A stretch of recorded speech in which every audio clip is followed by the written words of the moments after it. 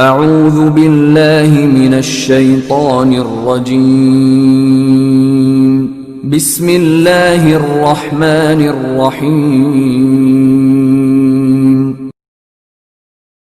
وَإِذَا قِيلَ لَهُمْ آمِنُوا بِمَا أَنزَلَ اللَّهُ قَالُوا نُؤْمِنُ بِمَا أُنزِلَ عَلَيْنَا وَيَكْفُرُونَ بِمَا وَرَاءَهُ وَهُوَ الْحَقُّ مُصَدِّقًا لِمَا مَعَهُمْ قُلْ فَلِمَ تَقْتُلُونَ أَنبِيَاءَ اللَّهِ مِنْ قَبْلُ ان کنتم مؤمنین۔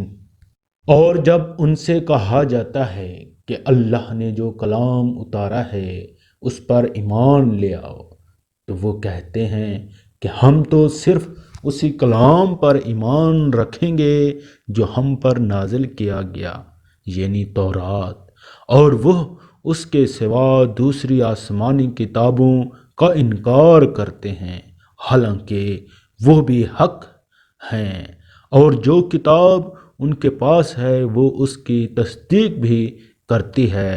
اے پیغمبر، تم ان سے کہو کہ اگر تم واقعی تورات پر ایمان رکھتے ہو تھے تو اللہ کے نبیوں کو پہلے زمانے میں کیوں قتل کرتے رہے؟ وَلَقَدْ جَاءَكُمْ مُوسَىٰ بِالْبَيِّنَاتِ ثُمَّ اتَّخَذْتُمُ الْعِجْلَ مِن بَعْدِهِ وَأَنْتُمْ ظَالِمُونَ۔ اور خود موسیٰ تمہارے پاس روشن نشانیاں لے کر آئے، پھر تم نے ان کے پیٹھ پیچھے یہ ستم ڈھایا کہ گائے کے بچھڑے کو معبود بنا لیا۔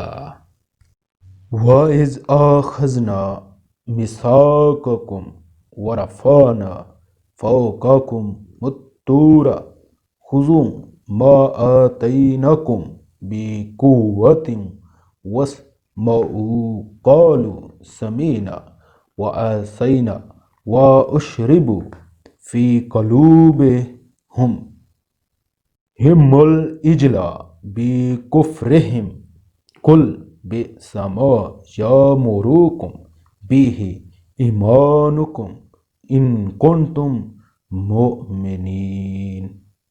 اور وہ وقت یاد کرو جب ہم نے تم سے عہد لیا اور تمہارے اوپر طور کو بلند کر دیا اور یہ کہا جو کچھ ہم نے تم کو دیا ہے اس کو مضبوطی سے تھامو، اور جو کچھ کہا جائے اسے ہوش سے سنو۔ کہنے لگے ہم نے پہلے بھی سن لیا تھا مگر عمل نہیں کیا تھا، اب بھی ایسا ہی کریں گے۔ اور دراصل ان کے کفر کی نحوست سے ان کے دلوں میں بچھڑا بسا ہوا تھا۔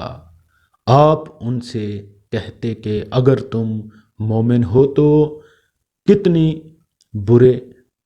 برے ہیں وہ باتیں جو تمہارا ایمان تمہارے تلقین کر رہا ہے۔ تفسیر۔